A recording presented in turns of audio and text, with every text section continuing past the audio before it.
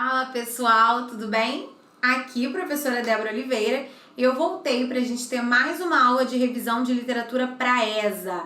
Então a gente vai continuar vendo os principais conteúdos que costumam cair, né, nas provas dos últimos anos da ESA, a parte de literatura, beleza?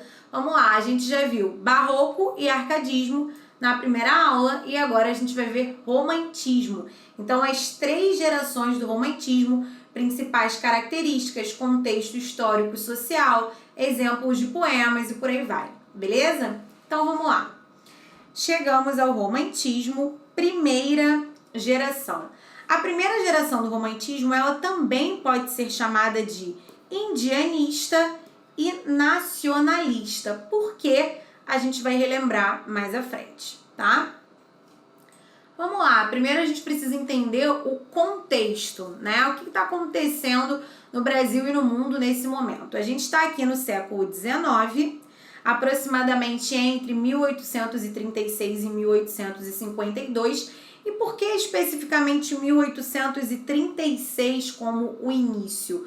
Pela publicação dessa obra aqui. Em 1836, a gente tem a publicação de Suspiros Poéticos e Saudades, do Gonçalves de Magalhães, que é considerado um dos principais e primeiros textos dando início aí ao romantismo, de fato, tá?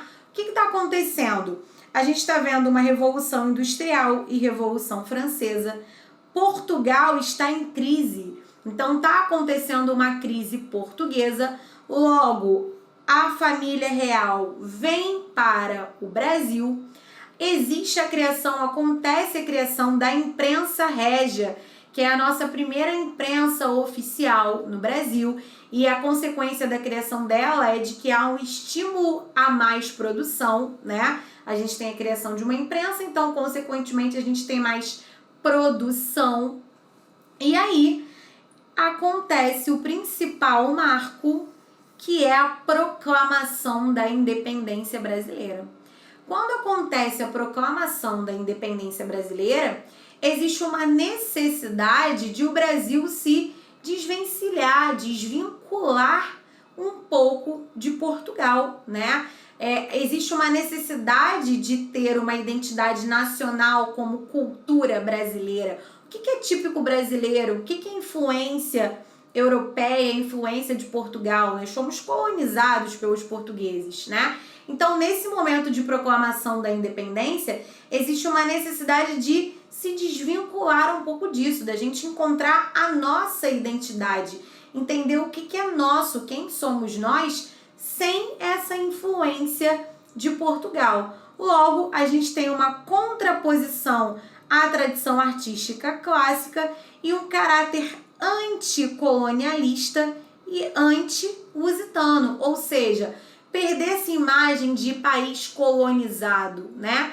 Tentar criar a nossa independência, tentar descobrir e projetar para o mundo quem nós somos, independente dessa influência de Portugal. Logo, existe uma necessidade de criar, de reinventar, de inventar uma identidade nacional, ou seja, algo tipicamente brasileiro de fato. Perder um pouco esse caráter de país colonizado, né? E tentar enxergar quem de fato nós somos. Então, galera, vamos pensar junto. Se existe uma necessidade, né, de criar uma cultura nacional, uma identidade nacional, o que a gente precisa fazer para isso?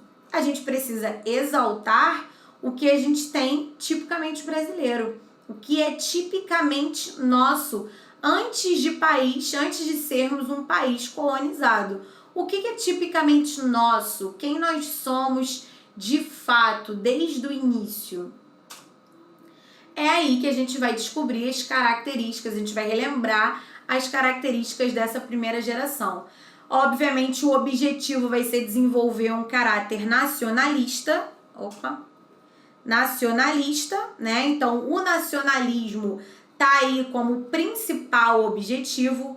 Vai acontecer uma busca por identidade, por símbolos nacionais, como eu falei, descobrir o que é nosso, quem nós somos e projetar isso para o resto do mundo. E o que tem de principal nosso? A nossa natureza e o índio, né? Quem é o primeiro cidadão? Quem é a primeira pessoa a colocar os pés aqui? É o índio, né? O português vem depois. O índio é o que é tipicamente nosso, é quem tipicamente e primariamente nós somos. Então, obviamente, vai acontecer uma exaltação do índio.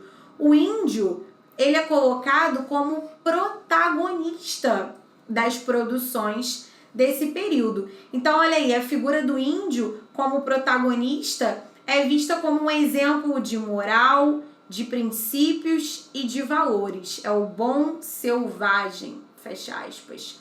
O índio aí, ele é o protagonista, ele passa a ser elencado, né, ao principal personagem da produção desse período. Outra coisa que a gente tem, que é muito rico também, algo que é muito rico nosso também, é a nossa fauna e a nossa flora, né?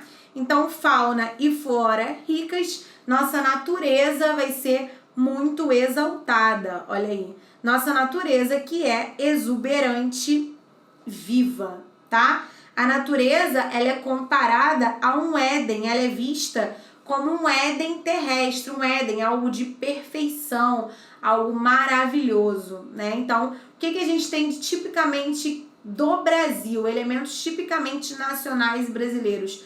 Nossa natureza rica, exuberante, maravilhosa, e o índio, primeira pessoa a de fato pisar aqui na nossa terra, beleza? Então, índio e natureza vão ser os principais elementos aí da produção da primeira geração do romantismo. Por isso, esses outros nomes para essa primeira geração. Uma geração indianista, né? Uma geração que coloca o índio como protagonista, uma geração nacionalista, ou seja, tem o objetivo de exaltar a nossa pátria, o que é nosso, o nacional, de fato, tá? Qual é a estrutura dos poemas, dos principais poemas, das principais produções? A gente tem certa liberdade formal em alguns poemas, a gente tem uma descrição muito detalhada, porque de fato, se a gente quer exaltar a natureza, a gente quer exaltar a fauna e flora, a gente precisa descrever como é essa natureza, né? A gente precisa passar nas nossas obras como é a riqueza dessa natureza, como que é o nosso índio. Então, claro que a gente vai ter uma descrição detalhada. E a natureza, ela não é só um pano de fundo, né, para o que está acontecendo, como a gente viu lá no arcadismo. Aqui, a natureza, ela é uma extensão do indivíduo. Então, a natureza também tem sentimentos e estados de espírito. Se o ser humano está triste, chove. Se o ser humano está feliz, tem sol. A natureza, ela é uma extensão do indivíduo. Ela é viva, né? Assim como a gente viu no slide anterior. Já nos poemas indianistas, aí sim não tem tanta liberdade formal. A gente tem um controle da métrica e do ritmo, porque eles tentaram, né, fazer poemas que se assemelhassem aos cantos tribais, ao ritmo dos tambores, dos cantos tribais. Então, nos poemas indianistas, a gente vai ver um de exemplo, a gente tem um controle maior do ritmo. No restante, a gente tem uma liberdade formal maior, beleza?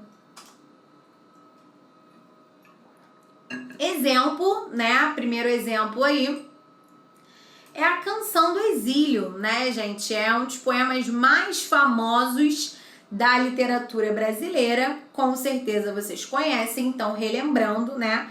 Poema do Gonçalves Dias, poema que exalta a terra nacional, exalta o Brasil, coloca o Brasil como superior a Portugal. Lembrando o contexto desse poema, Gonçalves Dias estava em Portugal quando escreveu, e lá em Portugal ele expressa a saudade dele do Brasil. Então ele exalta o Brasil o tempo inteiro, colocando o Brasil como superior a Portugal. Então quando ele diz lá, ele está se referindo ao Brasil.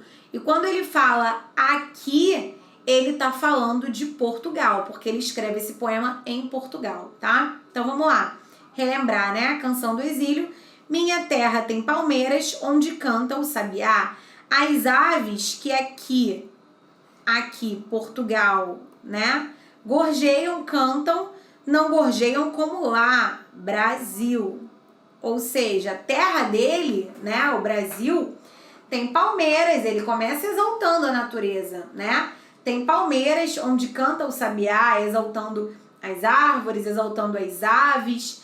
As aves que aqui gorjeiam, então as aves que cantam lá em Portugal, não cantam, não gorjeiam como as aves do Brasil.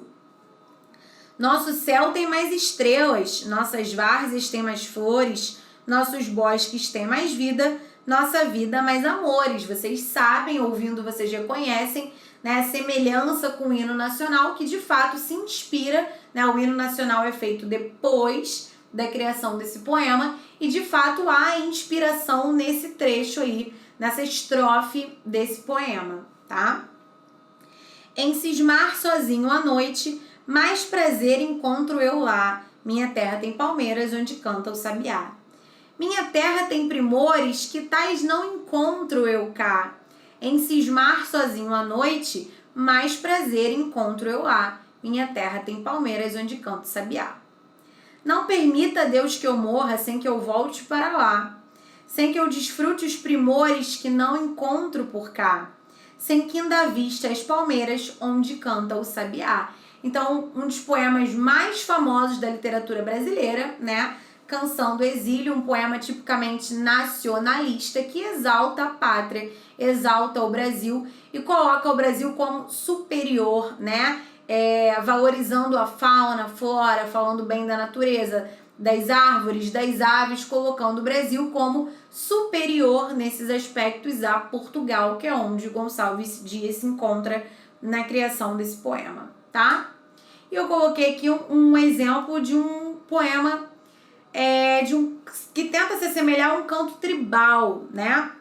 Então, um poema indianista, Juca Pirama, um trecho aí, tá? O canto 1 do Juca Pirama. Então, vocês vão ver que ele é tipicamente indianista, ele exalta os guerreiros, né? Ele tem um aspecto épico, em que ele exalta os guerreiros, os índios e tudo mais. E vocês vão reparar que tem um ritmo que tenta se assemelhar ao toque do tambor mesmo dos cantos tribais. Então, olha lá.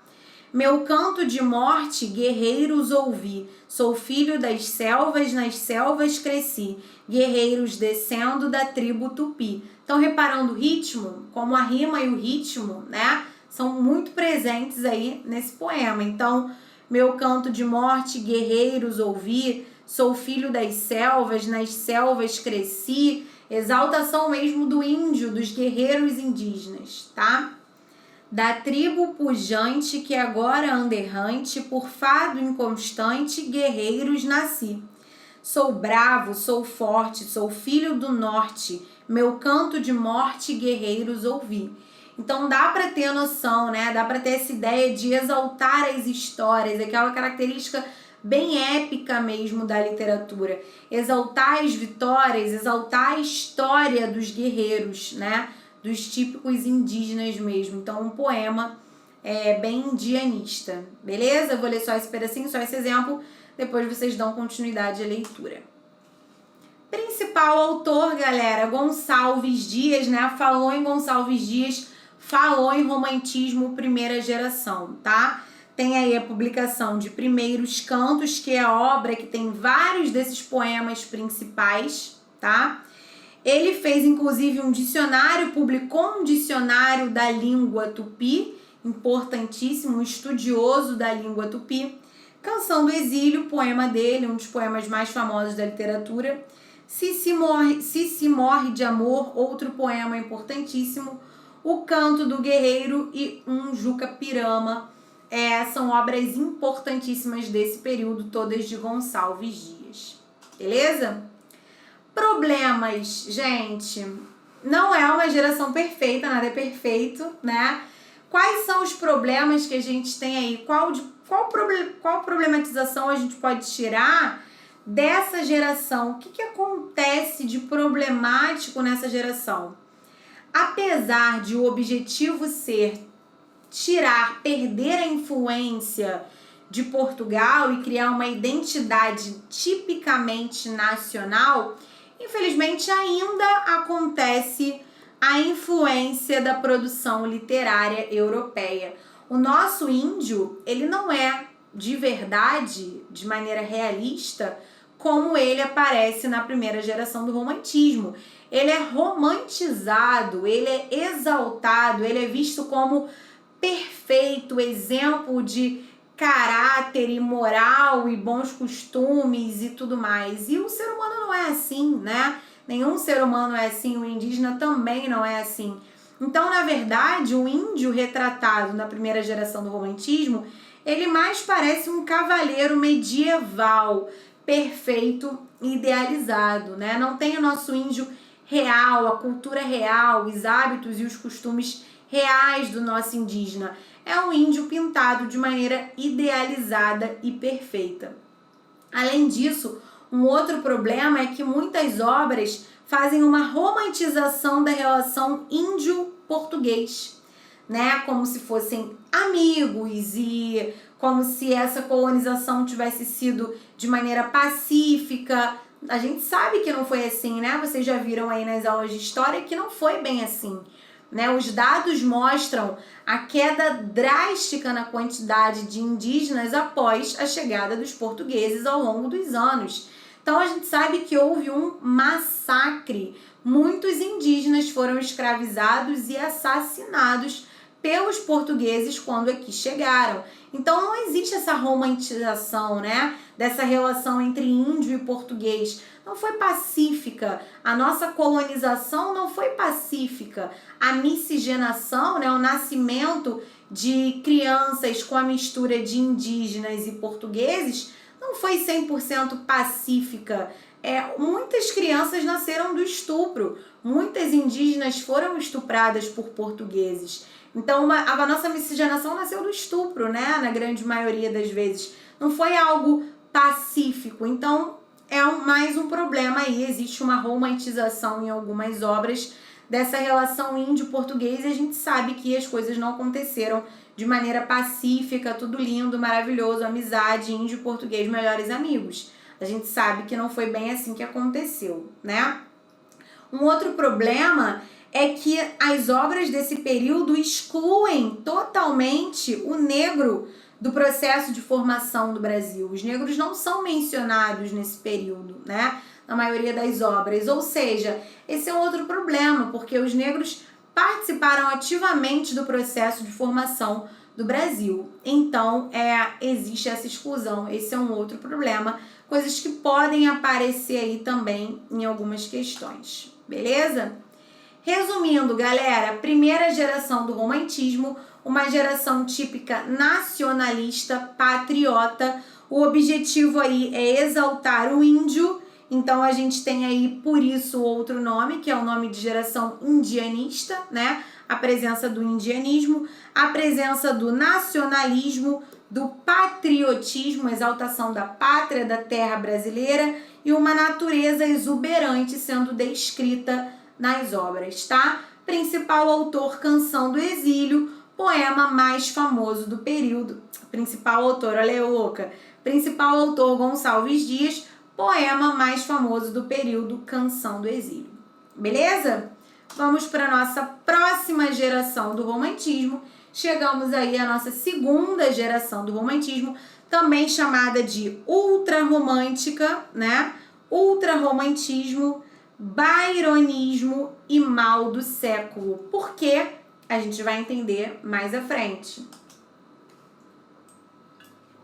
A gente avança um pouco no tempo e estamos aqui ainda no século XIX, tá? Mas agora é aproximadamente entre 1853 e 1869, tá? O que está acontecendo no contexto? É um período de muitas doenças. Então, a gente tem depressão, a gente tem a tuberculose, que é uma doença contagiosa, extremamente mortal, tá? E fatal na época.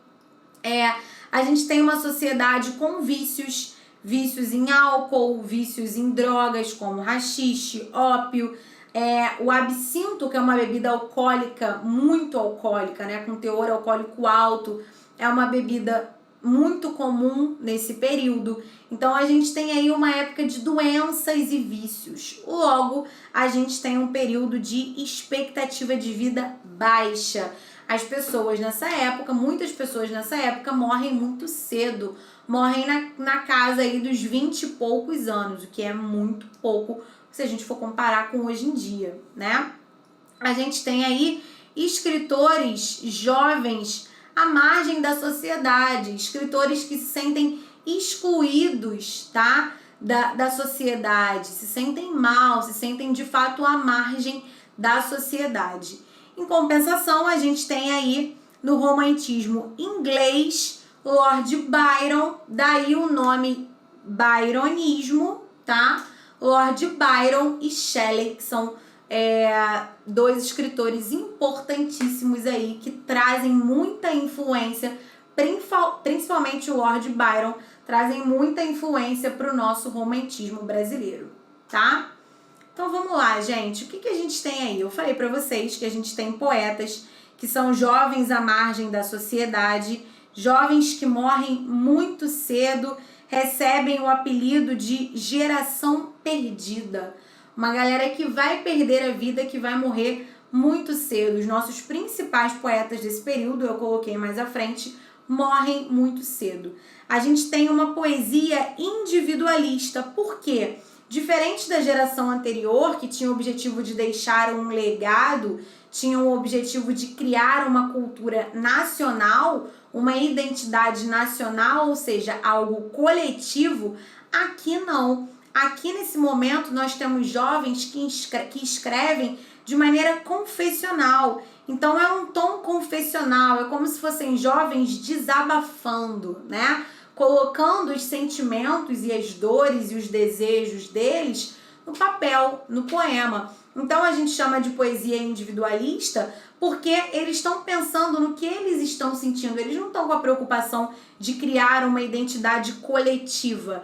Eles estão escrevendo o que eles estão pensando, o que eles estão sentindo, os desejos e as dores deles. Então é um olhar para dentro. Enquanto na geração anterior, na primeira, a gente tem um olhar para fora, ou seja, qual é a nossa cultura, o que nós vamos deixar de legado, né? O nacionalismo, aqui eles estão olhando para dentro. O que eles estão sentindo, quais são os desejos e as dores que eles expressam por meio da escrita dos poemas deles, tá? A gente tem a presença do medo de amar, poetas que têm medo de se entregar ao amor. A gente tem uma grande subjetividade e um exagero sentimental aparecendo aí nesses textos. Um amor idealizado também. Por que um amor idealizado? Um amor que não se concretiza. O ato, a relação amorosa, não se concretiza, porque esse amor é idealizado. Existe o medo de se entregar a essa mulher. E como é essa mulher? A figura feminina, ela é idealizada, ela é vista como perfeita, pura, virgem, angelical, às vezes até infantil, né? Infelizmente existe esse imaginário de sexualizar meninas, né? Se vocês pesquisarem no Google, vocês vão encontrar aí uma reportagem mostrando que um dos termos mais procurados em sites pornográficos é a palavra novinha.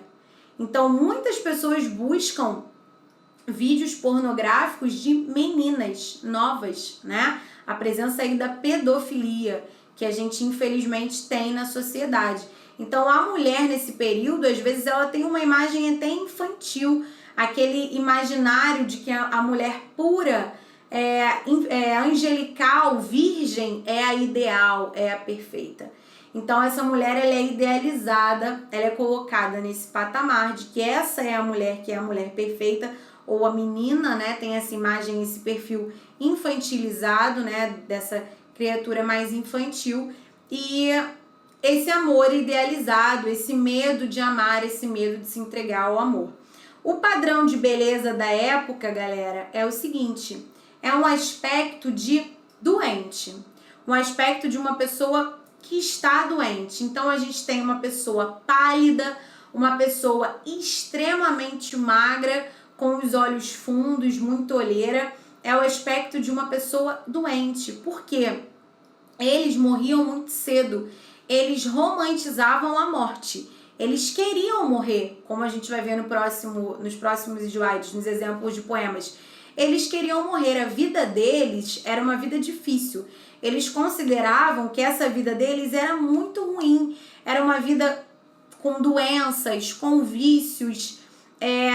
Eles viviam à margem da sociedade. Então, eles consideravam que a vida deles era muito ruim. Então, para eles, a melhor forma de acabar com essa dor, com esse sofrimento dessa vida, era morrendo. Quando eles morressem, para eles, acabou. Eles não iriam sentir mais nada, eles finalmente iriam conseguir se livrar dessa dor. Então, se eles queriam morrer, o aspecto de doente era o aspecto de uma pessoa que estava próxima da morte. Então, esse era ainda o padrão de beleza da época. O poeta traz uma sondagem interior, o egocentrismo, como eu falei para vocês, um olhar voltado para dentro, tá? Olha aí as características desse período.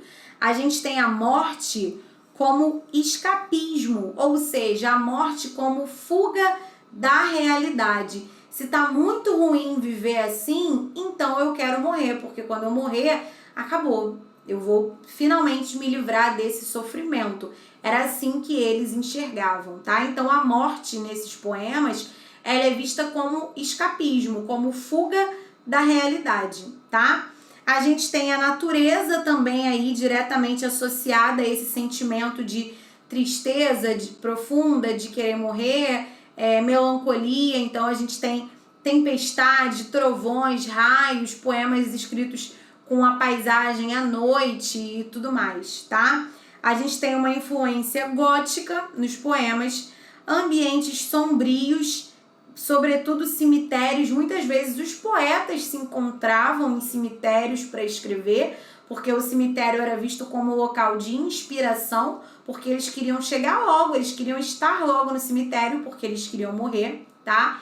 Então, a presença do cemitério é forte nesses poemas, um tom pessimista e melancólico e a presença do amor e da morte, tá? O único momento em que a gente vê poemas aí com aspecto, com um conteúdo mais feliz, mais alegre, bem diferente disso que a gente está falando aqui, é quando eles retratam a infância, tá? A infância, ela é vista como uma época de ouro, como um momento feliz, porque enquanto eles eram crianças, eles não tinham noção da realidade, né? Existe aquela alienação, você não está desperto para o que está acontecendo. Então, na infância, eles eram felizes. A partir do momento em que eles crescem e viram jovens e adultos, eles não são mais felizes, tá? Então, a infância vai ser retratada como uma época de ouro, como um momento feliz. Estrutura desses poemas, a gente tem certa liberdade formal, tá? A gente tem uma subjetividade marcada por uma pontuação expressiva. Então, interjeições, adjetivação intensa, pontuação expressiva, para demarcar bem essa subjetividade mesmo que eles querem passar aí nesses poemas. A gente tem alguma musicalidade em alguns poemas, né? Pelo ritmo e pela rima.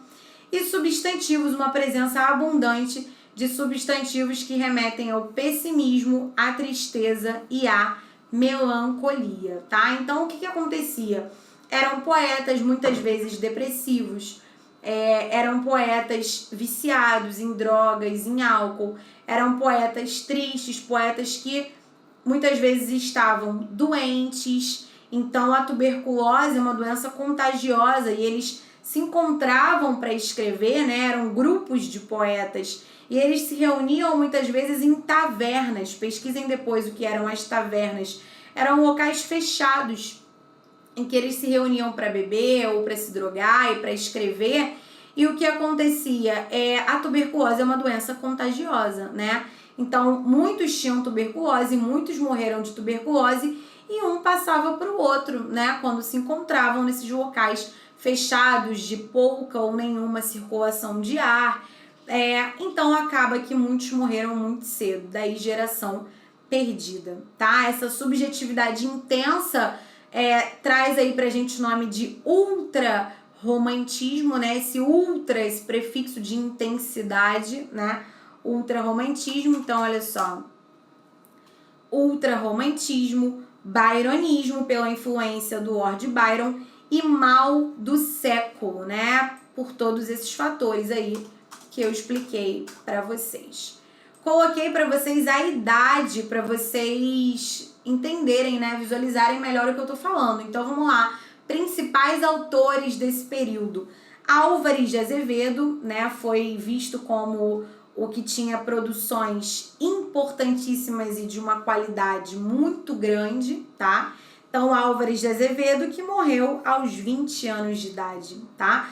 Álvares de Azevedo nem viu as produções dele fazerem sucesso. Muitas produções foram póstumas, ou seja, foram publicadas após a morte dele. Infelizmente, morreu muito cedo, muito jovem, né?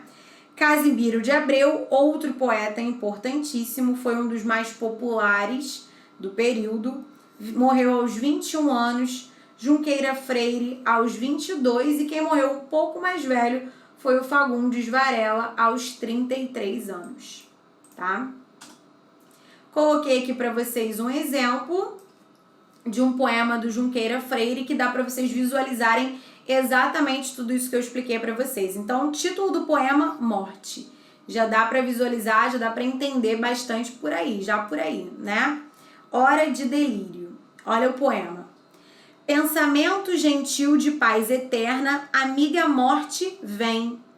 Tu és o termo de dois fantasmas que a existência formam, dessa alma vã e desse corpo enfermo. Então, o que ele quer? Morrer, ele está chamando a morte. Ele se refere à morte como amiga. Amiga, a morte vem. O que a morte é para ele? Pensamento gentil de paz eterna, ou seja, ele só vai se livrar dessa alma vã e desse corpo enfermo, corpo doente, quando ele morrer, tá? Pensamento gentil de paz eterna, amiga, a morte vem. Tu és o nada, tu és a ausência das moções da vida, do prazer que nos custa a dor passada. Então a morte para ele é o nada, é a ausência dessas dores e desses problemas da vida dele. É isso que ele quer, se livrar disso. Pensamento gentil de paz eterna, amiga, morte, vem. Tu és apenas a visão mais real das que nos cercam, que nos extingues as visões terrenas. Amei-te sempre e pertencer-te quero para sempre também, amiga morte. Quero o chão, quero a terra, esse elemento que não se sente dos vai-e-vens da sorte. O chão, a terra, ele quer ser enterrado, ele quer morrer. Para a tua hecatombe de um segundo, não falta alguém? Então, ele está falando com a morte, né? Para a sua coleção, digamos assim, né, de mortes, não está faltando alguém? Não. Preencha tu comigo. Ele está implorando a morte que o leve, né? Leve-me à região da paz horrenda, leve-me ao nada, leve-me contigo. Miríadas de vermes lá me esperam, para nascer de meu fermento ainda, para nutrir-se de meu suco impuro. Talvez me espera uma plantinha linda. Então, quando o corpo é enterrado, a gente morre, o corpo vai ser enterrado, vai para baixo da terra. Os vermes comem nosso corpo, isso ainda é adubo para o solo, ainda pode nascer uma plantinha, né? Como ele está falando aí nessa estrofe. Vermes que sobre podridões refervem, plantinha que a raiz meus ossos ferra. Em vós minha alma e sentimento e corpo irão em partes agregar-se à terra. E depois nada mais. Já não há tempo, nem vida, nem sentir, nem dor, nem gosto. Agora ou nada. Esse real tão belo só nas terrenas vísceras deposto. Ou seja, morreu, não tem nada, não sente nada, não sente a dor que ele sente enquanto está vivo, tá?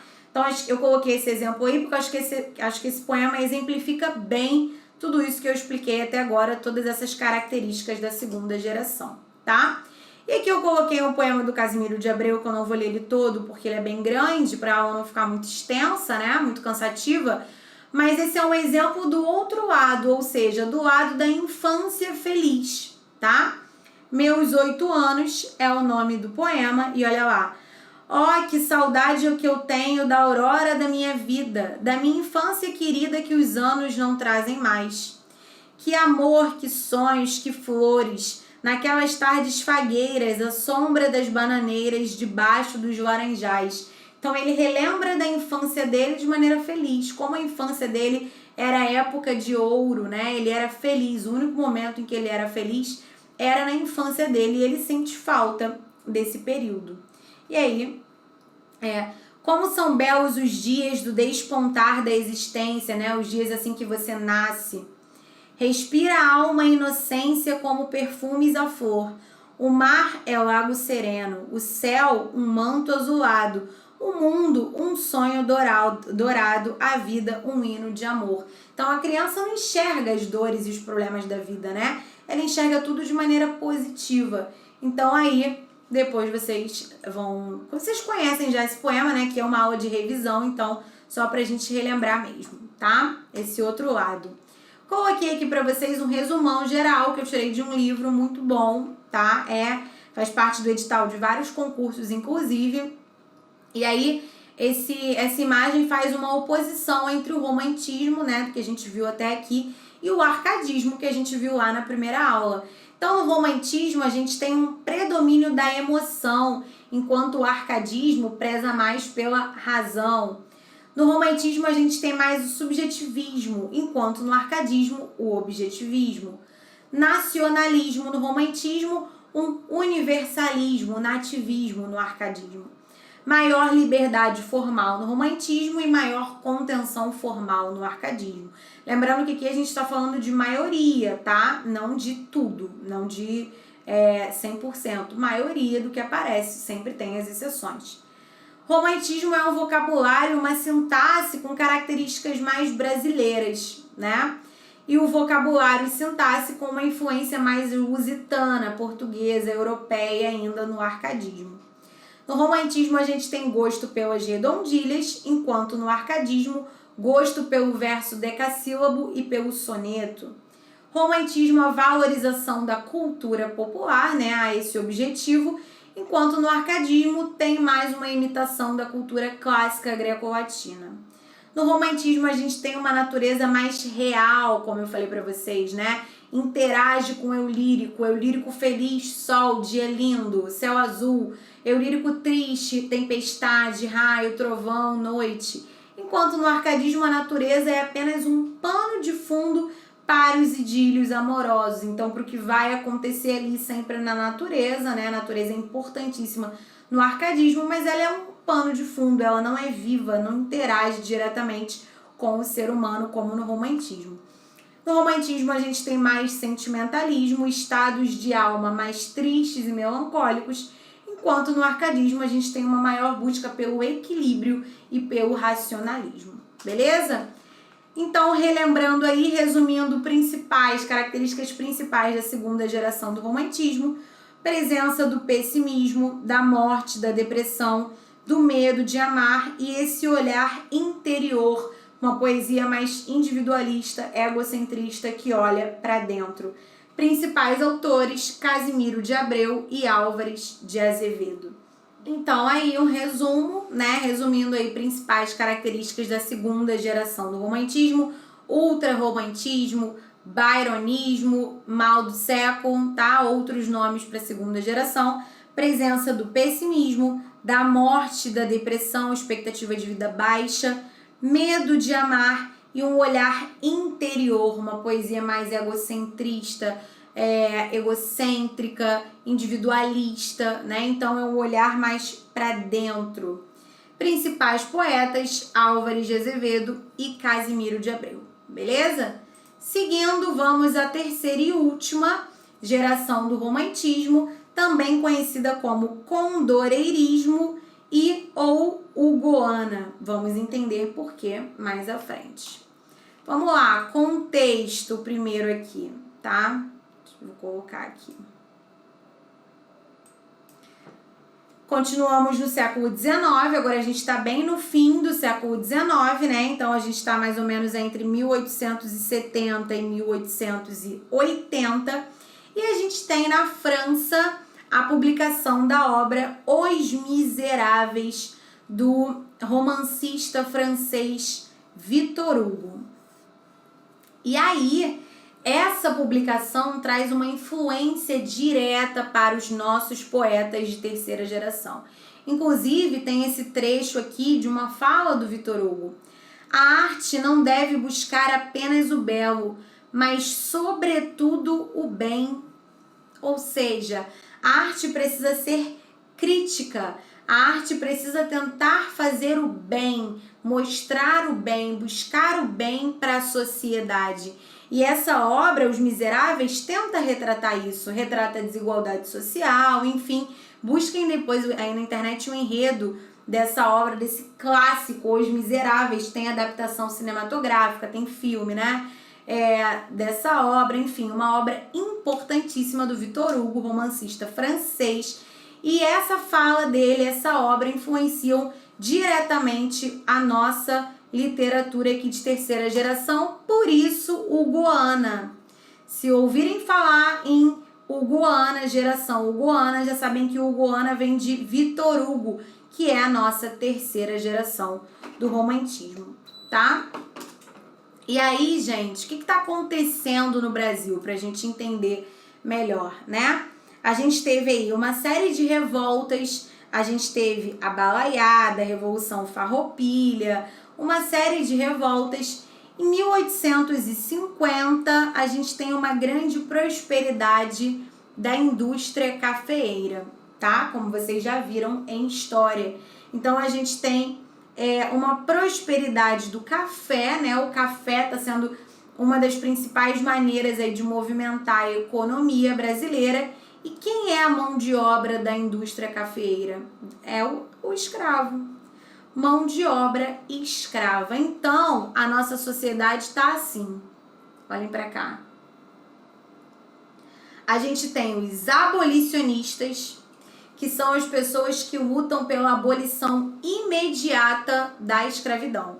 Fim da escravidão, isso tem que acabar agora, não dá mais interrupção, libertação dos escravos agora. Esses são os abolicionistas, tá? Desculpa. A gente tem também os emancipacionistas, que são aqueles que até concordam com a libertação dos escravos, mas eles acham que isso precisa acontecer de maneira lenta e gradual para não dar prejuízo para os donos dos escravos. Eles compraram os escravos, então eles acham que essas pessoas não podem ter prejuízo e que isso tem que acontecer de maneira lenta e gradual para eles irem se organizando e conseguirem ver quem vai trabalhar na indústria, na mão de obra cafeira, blá blá blá, tá? E nós temos os escravistas, que são aqueles que são contra o fim da escravidão. Inclusive, eles acham que se acabar a escravidão, eles têm que ser indenizados. Eles têm que receber um valor que eles gastaram na compra desses escravos quando era permitido. Eles são radicalmente contra o fim da escravidão. Os nossos poetas, né, os nossos principais poetas desse período são abolicionistas. Ou seja, eles querem o fim imediato da escravidão, a abolição imediata da escravidão, tá? Eu coloquei aqui para vocês, galera, uma imagem, uma foto, né, uma fotografia de um navio negreiro, para vocês relembrarem aí, né, as condições terríveis desses navios que traziam os escravos para o Brasil. Então, eram navios sem higiene, tá? Insalubridade total, animais, ratos e vários outros animais, muito mais pessoas do que cabe, do que comporta, então muitas pessoas além, né? Um espaço lotado, olha aí, muitos sem roupa, sem nem ter alguma roupa para vestir, como dá para vocês verem em algumas imagens. Temos mulheres, olha aqui embaixo, mulheres com crianças, com bebês ali no colo, né? Homens que batiam mesmo, torturavam esses escravos, muitos não tinham o que comer e muitas vezes morriam de leptospirose e outras doenças porque acabavam comendo ratos, animais, né, para conseguir sobreviver. Enfim, tenho que falar, né? Não tenho que falar aqui, vocês sabem muito bem as condições da escravidão e desses navios aí, só para relembrar, tá?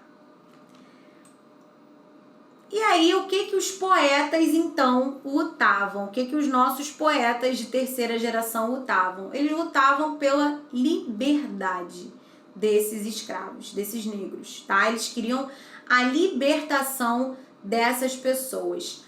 Por que essa geração também é conhecida como condoreirista, né? Como eu botei aqui, ó, o condoreirismo, lá no primeiro slide. Condoreirismo. Porque existe o côndor, que é uma ave que consegue alcançar grandes altitudes. Ela voa muito alto, essa ave.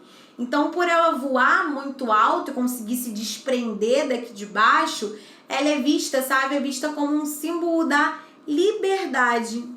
E como os nossos poetas queriam a liberdade dos escravos, óbvio, então ficou conhecida também como essa geração como geração condoreirista ou condoreirismo, que vem dessa palavra condor, que é uma ave que representa liberdade, que era o que eles lutavam, era o que eles queriam, tá?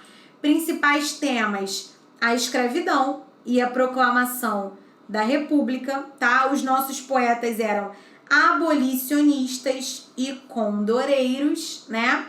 A gente tem uma literatura engajada, de cunho social forte, engajamento, né? É uma denúncia às injustiças que acontecem, a gravidade dessa situação, desse período. Estratégia dos poetas: chocar a população com a realidade vivida pelos escravos. Então, eles escreveram poemas extremamente realistas, com o objetivo mesmo de chocar, de mostrar o que os escravos passavam, para dessa maneira tentar trazer a população para o lado deles e fazer com que a população apoie a causa da libertação.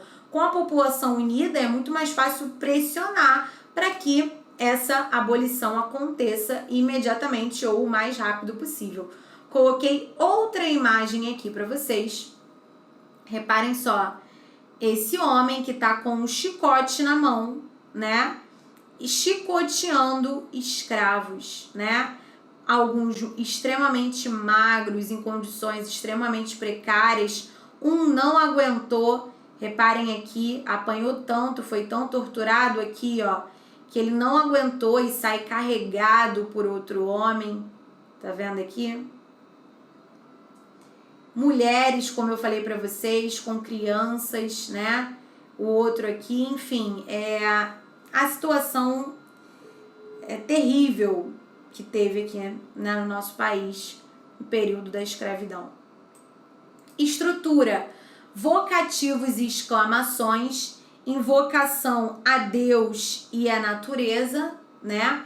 Antíteses: a gente tem muitas vezes a presença de um passado livre versus o presente degradante, que é o presente de escravidão, e a presença da hipérbole, que é o exagero, justamente para chocar, né? Principais autores, galera, a gente tem aí o Castro Alves e o Souza Andrade. O Castro Alves, ele recebe a alcunha, ele recebe o apelido de poeta dos escravos. Então, falou em poeta dos escravos, é o Castro Alves, foi o principal poeta defensor da abolição da escravidão, tá? Então, ele tem duas vertentes aí na poesia dele. Ele tem a vertente social e patriótica, que é a mais conhecida aí nesse período, né? Uma poesia patriótica crítica. Isso é importante, tá, galera? Esse termo crítica aqui é um termo importante, porque a primeira geração também é uma geração patriótica, mas é uma geração patriótica cega, que enxerga o Brasil como um país perfeito, maravilhoso. Aqui não, ele tem uma vertente patriótica, ele ama o Brasil, a pátria dele, mas é uma poesia patriótica crítica. Ele enxerga os problemas que a pátria dele possui. Por ele amar essa pátria, ele quer resolver esses problemas para que a pátria dele seja ainda melhor. Principal coisa que precisa ser resolvida: acabar com a escravidão, tá? Então ele aborda questões como crescimento das cidades, ideais democráticos, a abolição da escravidão, que é o principal aí. Livro principal dele, Os Escravos, que tem esses poemas mais famosos, Navio Negreiro e Vozes da África, tá? Mas ele também tem uma versão lírica, uma vertente lírica, tá? Em que ele fala sobre a idealização da mulher, o sofrimento amoroso, um amor platônico, mas não existe aquele medo de amar da segunda geração. Aqui existe uma proximidade, existe um toque, um amor mais carnal, mais real. Inclusive ele faz até uma poesia erótica, tá? A mulher seduz, trai, não é aquela mulher perfeita, virgem, pura, idealizada. Então o Castro Alves tem essas duas vertentes. A que mais cai na sua prova é essa vertente aqui, social e patriótica, tá? E a gente também tem o Souza Andrade, que é um poeta importante desse período. Ele foi pouco compreendido na época em que ele escreveu, tá? Então ele fez inovações que foram pouco compreendidas pelos leitores da época. Questões, por exemplo, como uma diversidade de idiomas no mesmo poema. Então, vários idiomas, ele falava vários idiomas, ele era poliglota. E ele coloca isso, insere isso nos poemas dele. Ele cria construções sintáticas inusitadas, o que dificulta a leitura, tá? Então, é um pouco menos acessível, compreensível. Principal livro dele, Harpas Selvagens, que se a gente for pegar o período em que ele escreveu na fase da segunda geração, lá em 1800, né? Foi publicado em 1857. Mas é um livro com características de terceira geração, ou seja, ele era um homem à frente do tempo dele. Por isso também foi pouco compreendido, porque naquele período de segunda geração, a questão era outra, né? O foco era outro. E ele escrevia com características de terceira geração. Então ele vai ser mais reconhecido só na terceira geração, porque na época dele, na época em que ele escreveu, o foco era outro. Então ele acabou sendo pouco compreendido no tempo dele. Beleza? Botei aqui para vocês, gente, um exemplo de um dos principais poemas, tá? Desse período, que é o do Castro Alves, que é o Navio Negreiro, com certeza vocês conhecem. Só para relembrar, a parte 4, Tragédia ao Mar. E aí vocês vão conseguir, por meio dessa leitura aqui, visualizar aquilo que eu expliquei dos navios negreiros que a gente viu naquelas ilustrações, tá? Olha só. Era um sonho dantesco que vem do Inferno de Dante. Procurem depois sobre essa obra na internet, o Inferno de Dante, tá? Era um sonho dantesco, o tombadilho que das luzernas a vermelho brilho, em sangue a se banhar. Tinir de ferros, estalar do açoite, legiões de homens negros como a noite, horrendos a dançar. Repare que o dançar aqui não é o dançar que a gente imagina hoje em dia, coloca uma música e você dança, não. O dançar faz referência ao movimento que os negros, né, que os escravos precisavam fazer e faziam para se desvencilhar dos açoites, né? Então, das chibatadas, das chicotadas, dos ferros que os prendiam. Então, esse dançar é essa referência ao movimento de fugir disso, tentar sair disso, né? Dessa tortura. Negras mulheres suspendendo as tetas, magras crianças, cujas bocas pretas rega o sangue das mães. Outras moças, mais nuas, espantadas, no turbilhão de espectros arrastadas, em ânsia e mágoas vãs.